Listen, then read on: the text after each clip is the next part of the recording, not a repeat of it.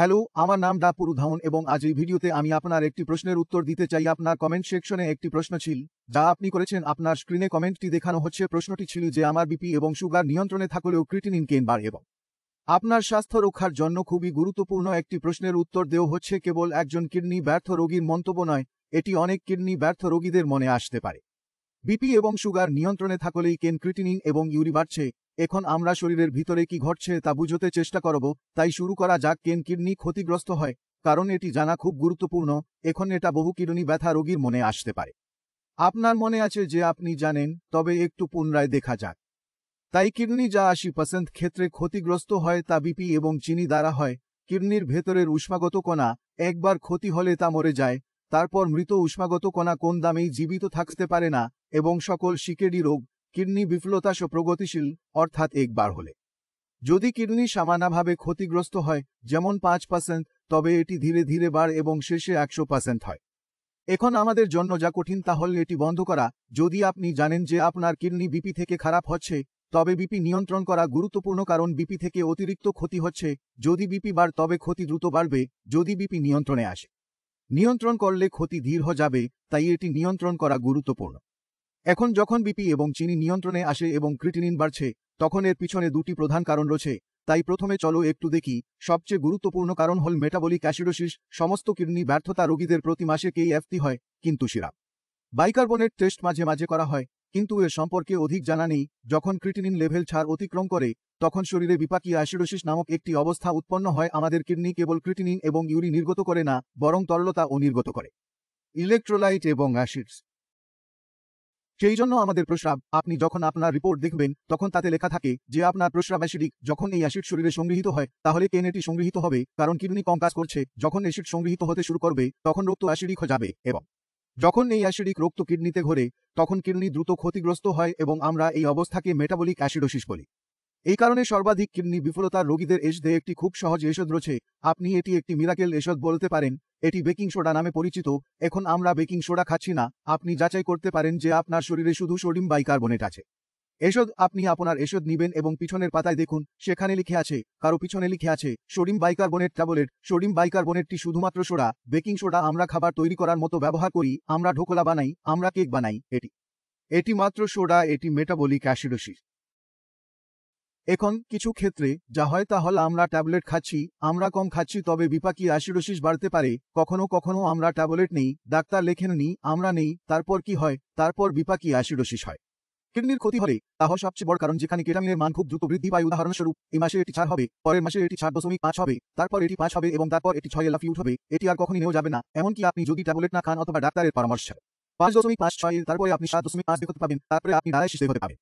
তাই এই অবস্থাটি মেটাবলিক অ্যাসিডোসিসের কারণে হয় এবং এটি নিয়ন্ত্রণ করতে আপনাকে সিরাম বাইকার্বনেট টেস্টটি KFTর সাথে করতে হবে। সিরাম বাইকার্বনেটের স্বাভাবিক মান 21 থেকে 29 এবং আপনি চেক করতে পারেন যে আপনার সিরাম বাইকার্বনেট কোন মানে পড়।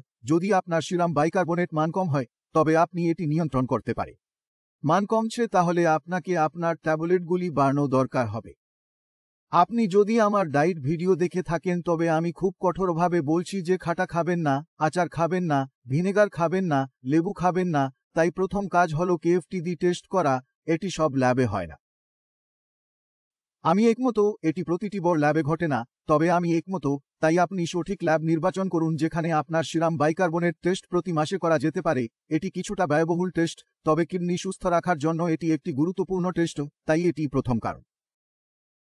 দ্বিতীয় কারণ হল আমরা প্রতিটি কিডনি বিফলতার রোগীকে দেখতে পাই এবং এর ফলে কেটামিনের মাত্রা কিছুটা বাড়তে শুরু করলে আপনার ডাক্তাররা আপনাকে ডায়ালিসিসের জন্য বলতে শুরু করেন।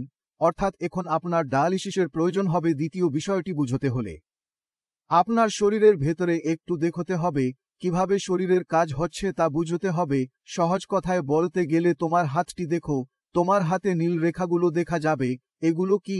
এগুলো তোমার হাত থেকে হৃদরক্ত নিয়ে যাচ্ছে। তাহলে তারা কি করছে? ঠিক এভাবেই নিচে পাইপ ও শিরা আছে। তাদের কাজ কি? তাদের কাজ হলো শরীরের বিভিন্ন কোণে রক্ত পাঠানো। রক্তে অক্সিজেন আছে, রক্তে খাদ্য আছে এবং এটা ছাড়া কেউ বাঁচতে পারে না, কারণ কোনো কোষ একটা নেই। বেঁচে থাকতে পারতে হয়।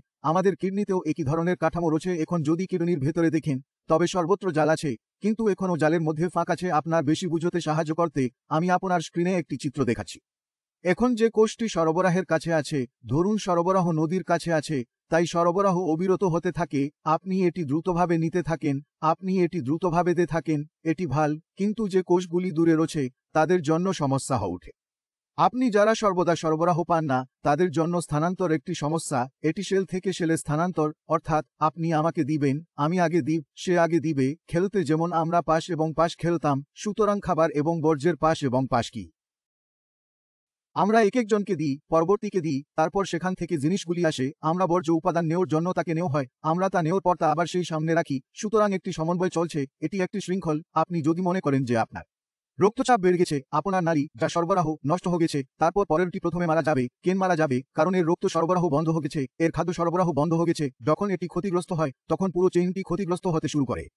আপনার সরবরাহ শক্তি শেষ হয়ে গেছে, এই কারণেই কিডনিতে ক্ষতি হলে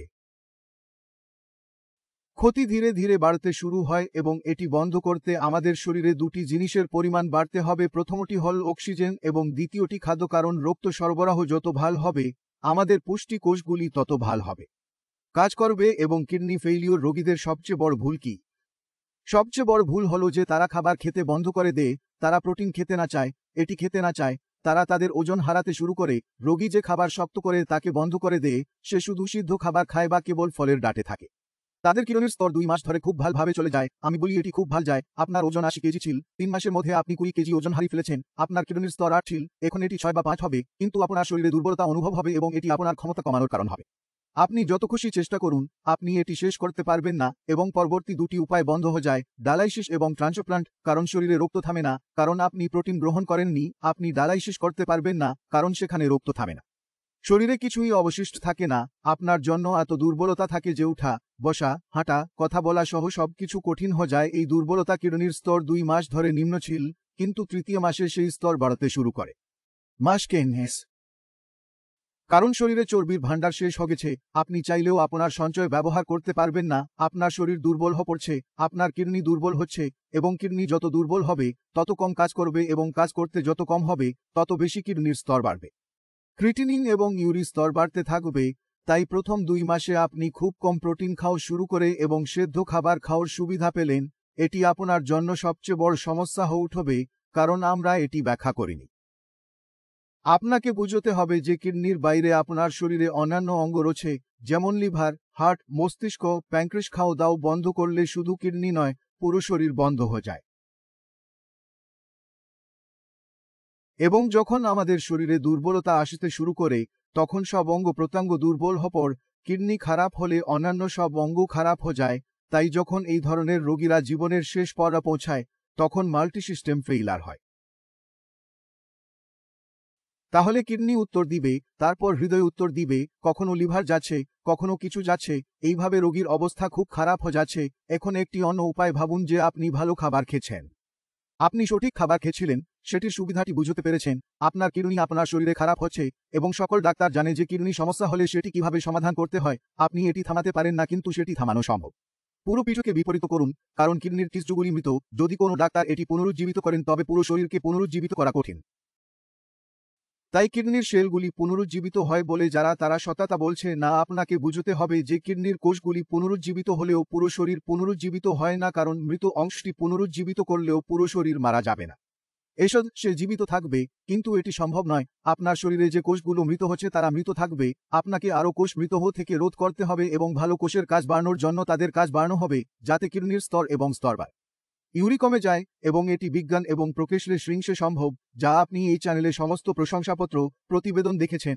খাওয়া দাও বৃদ্ধি পায় এবং এটি খুব সহজ, আপনি যখন এটি শক্ত করেন তখন খাওয়া দাও বৃদ্ধি পাবেন, দুদিনের আনন্দ থাকবে, রিপোর্টে উন্নয়ন হবে, কিন্তু সেটা কোনো কাজে লাগবে না। তাই আপনাকে বুঝতে হবে যে আপনি কি শরীরের জন্য দিচ্ছেন, কি করছেন এবং শরীর কিভাবে সেটা করছে। এখন খাবারে কিছু পরিবর্তন করলেও হবে এবং কিছু ব্যায়াম করলেও হবে।